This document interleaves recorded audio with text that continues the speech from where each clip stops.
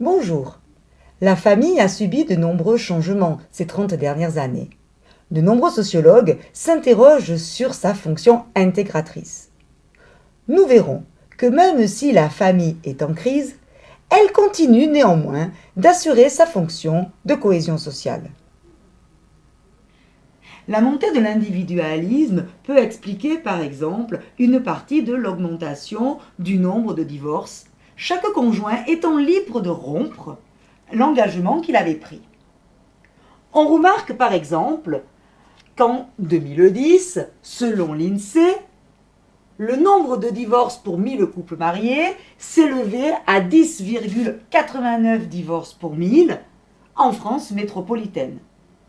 Entre 1980 et 2005, ce nombre a d'ailleurs pratiquement doublé.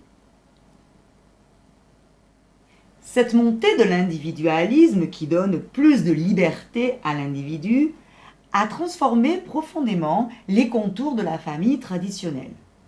Ainsi, par exemple, les individus peuvent décider de vivre ensemble sans se marier ou encore en ayant recours au PACS. Dans ces cas de figure, il est tout à fait facile de se séparer.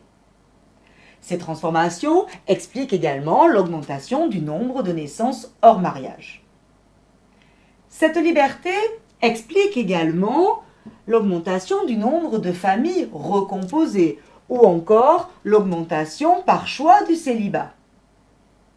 On peut ainsi expliquer l'augmentation du nombre de familles monoparentales. Tous ces symptômes nous emmènent à nous interroger sur une crise de la famille.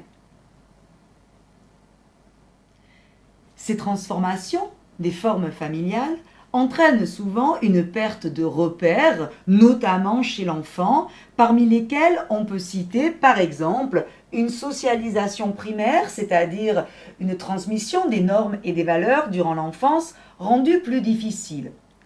On peut également citer des relations entre enfants et beaux-parents qui ne sont pas codifiées. Le rôle du beau-père ou de la belle-mère reste souvent très confus. Ce phénomène est aujourd'hui accentué par la garde alternée. Les remariages peuvent également avoir lieu avec des conjoints plus jeunes, ce qui brouille les frontières entre les générations.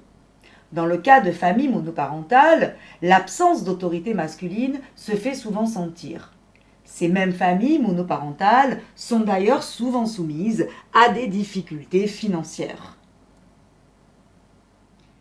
Cependant, cette crise peut être relativisée. On est en effet passé d'une forme familiale de type famille-institution, c'est-à-dire basée sur des contrats, à une famille de type affective, c'est-à-dire qui fonctionne selon des sentiments.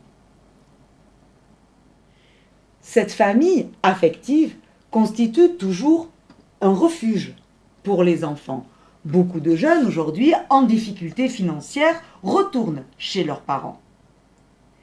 Elle contribue également à cultiver le mythe de l'enfant roi.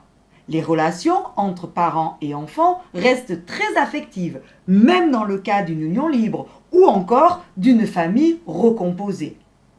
Enfin, le soutien entre les générations reste très fort et surtout le soutien matériel qui n'a pas disparu entre les parents et les enfants, la famille faisant face aux principales difficultés financières.